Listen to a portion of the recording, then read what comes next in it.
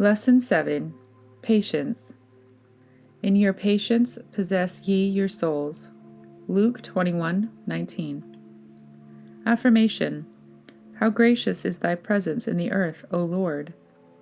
Be thou the guide, that we with patience may run the race which is set before us, looking to thee, the author, the giver of light.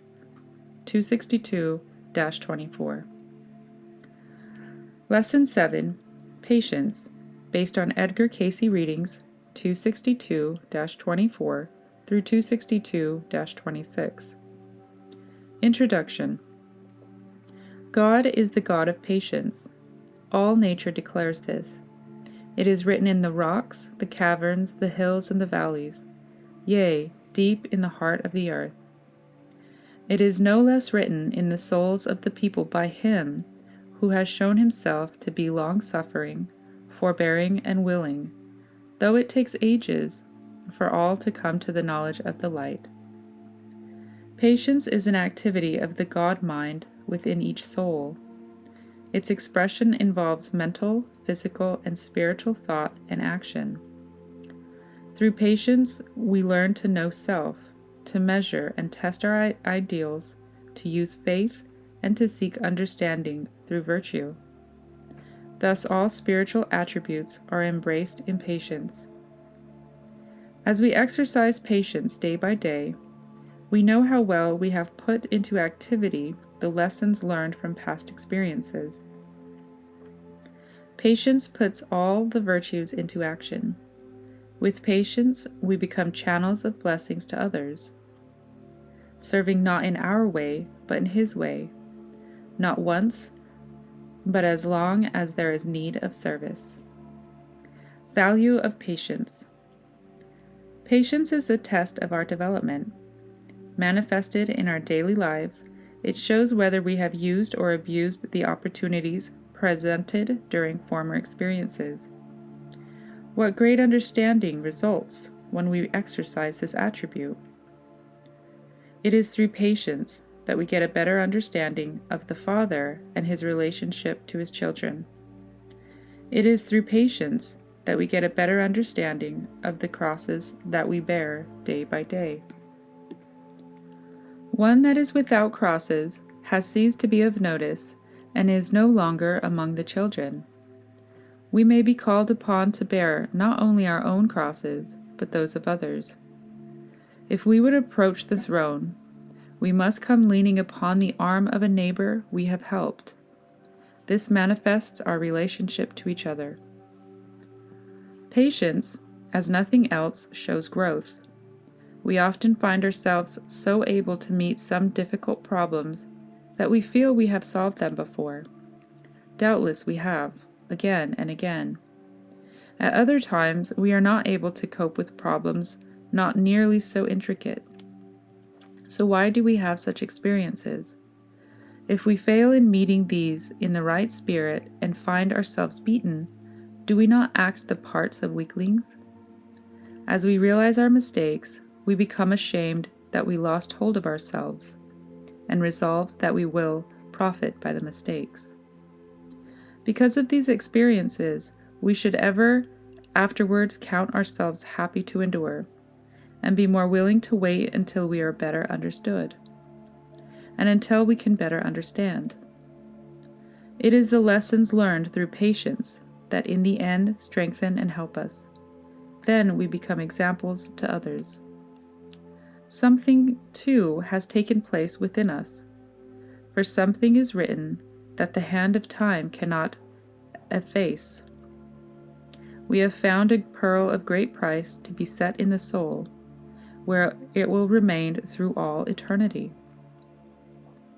How kind is the wise provision of the Father! He gives to us each moment just what we are able to use. We cannot use aright that which we do not understand. I have yet many things to say unto ye, but ye cannot bear them now. John 16:12. As we do our bit to make His promises real by showing our neighbors that we understand their burdens and are ready to help them bear them, we become more and more able to know the love of the Father and more conscious of our own growth.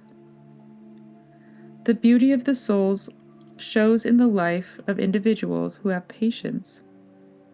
This comes to those who have a constant, prayerful attitude for a purposeful life. In order to have this beauty of the soul's expression, it is necessary that we forget ourselves. It is not altogether an outward growth, but an inward one too. It is the result of introspection, which is the foundation of deep meditation. Love is manifested in every word and act, even as it was in those of the Master. So through patience, let us magnify his attributes in our experiences. There is nothing to regret in exercising patience. There is everything in the loss of it. We are building for eternity. Results do not always manifest at once. One individual relates the following experience. Quote, I was called upon to pass through a great trial. My supply of patience and endurance seemed to become more and more depleted as the days went on. Beginning to realize at last that I was only an instrument, a channel through which God's will was being manifested, my strength and courage gradually returned, until, without fear, I faced the issues at stake and came to a clearer and better understanding of the problem. It was worth all to have patiently waited and to have felt his presence. End quote. His presence with peace is the promise to us who with patience endure the crosses that are set before us day by day. Means through which patience is gained. In patience we become aware of our presence before the throne. Let us seek often, then, to awaken our inner selves. With patience this may be accomplished. If we loose hold on ourselves through the lack of patience, there is the opportunity for the entering in of those things that would make us afraid. In waiting, we have the promise that his strength is sufficient for us. There is no danger of defeat, and there is no cause for fear. It is necessary, however, that we be in perfect attunement with our ideal. If we are desirous of possessing this virtue, patience, that is so necessary for our spiritual growth, there may come many harassing experiences that would seem to separate us from the Maker, but each experience has its reward. As we seek, let us know that the Comforter, who will come to us at all times, is near, and we will never be left alone. The understanding of his laws will come, little by little, as we apply what we already know. The development of patience requires prayer and a constant watch upon ourselves, lest we be off guard and let slip an angry word or a quick retort, causing someone to stumble. Think on these things. Selfishness retards our progress in gaining patience. The recognition of this means the taking of a bold step, but a necessary one, if we would have that patience with others that we are desiring for ourselves. Lose self in him, find self in service. Lose self in him, find self one with the Father. The step is magic, the realization divine, when every act, every thought, and every word is so actuated by the spirit of patience that others will endeavor to emulate our example. This becomes the natural experience to the heart that recognizes God in everyone. In the trials that arise day by day, our patience is tested.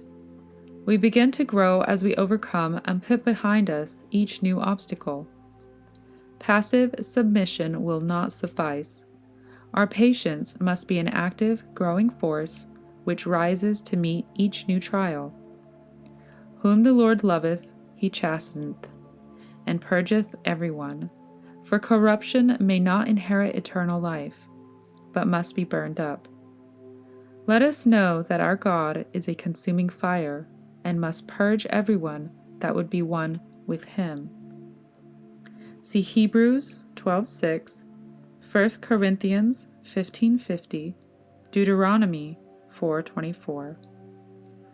We overcome only through patience. We develop by pressing on, by expending spiritual energy, and in so doing, we open the way for God to lend the sustaining strength of His presence in times of trial and tests that come to all. How may we more perfectly live the life that we may, through patience, gain the better understanding? By applying what we know day by day. The Spirit does not call on us to live what we do not already know and understand. In doing, there comes the knowledge and the understanding for the next step. When should we begin? Today, for now is the accepted time. 2 Corinthians 6:2. Let us enter in through faith, and with patience wait for the next step. Those of us who make ourselves unworthy of being tried are unworthy of being trusted for the entering in. It takes patience to run the race. The trying of our faith worketh patience. See James 1:3. We are told in Scripture, day by day, step by step, the race is run. When we think our patience is entirely exhausted, then we have lost patience with ourselves. What a hell it becomes if we become impatient with ourselves. How quickly we must hasten to analyze ourselves and make the necessary corrections and adjustments. Influences from within are stronger than from without, thus our higher selves stand ready to help, if we are really anxious to set ourselves right. What an opportunity for growth and a closer approach to Him!